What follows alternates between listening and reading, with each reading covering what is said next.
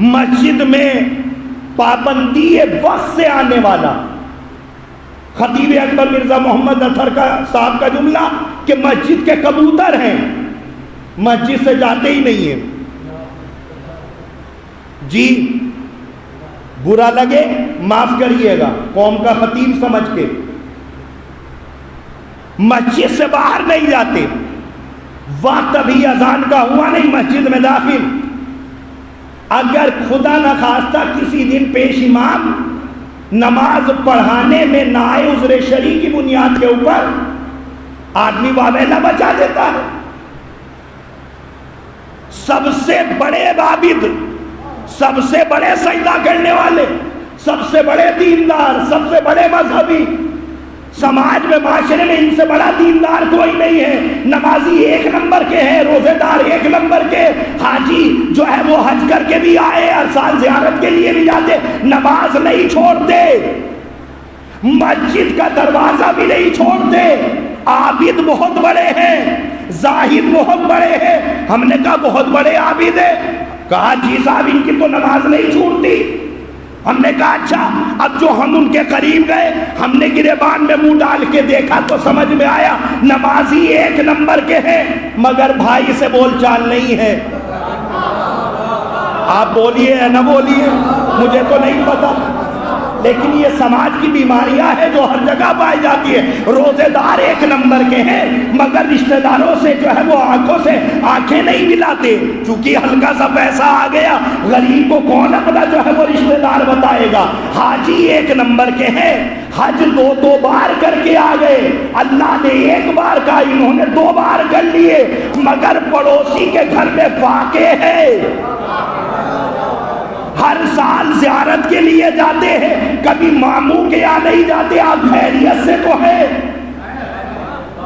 रिश्तेदारों के यहाँ नहीं जाते, मामू फुप्पा भाई बहन सबसे कते ताल्लुक। नमाजी एक नंबर के, रोजेदार एक नंबर के, रिश्तेदारों से दुआ सलाम खत्म, हाजी एक नंबर के। अरे आवाज से आवाज मिला के बोलो, अल्लाह ऐसे आबिदों की उनके मुंह पे इबादत मार के कहेगा, जब तुम उनके न हुए जिनके तुम्हें होना चाहिए था, मेरे कैसे हो जाओगे, मेरे कैसे हो जाओगे, मेरे कैसे हो जाओगे। पहले तुम उनके तो हो जाओ जिनका तुम्हें होना चाहिए था, पहले तुम उनके तो हो जाओ जिनका तुम्हें ख्याल रखना चाहिए था, पहले तुम उनके तो खैर खैरियत लो जिनके हुकूक तुम्हारे कांधे के ऊपर वाजिब करार दिए गए हैं। कहाँ गई वो तहजीब, कहाँ चले गए वो रस्म रवाज। ईद के दिन हमारे बुजुर्ग जो है वो सब बच्चों को भेज के अपने खानदान के बड़ों को सलाम करवाते थे। कहाँ चली गई वो तहजीब, सेल्फिश हो गए, ताजिर हो गए, अपने अपने के बारे में पड़े हैं। अल्लाह ऐसे आबिद को पसंद नहीं करता जो सिर्फ अपने बारे में सोचे।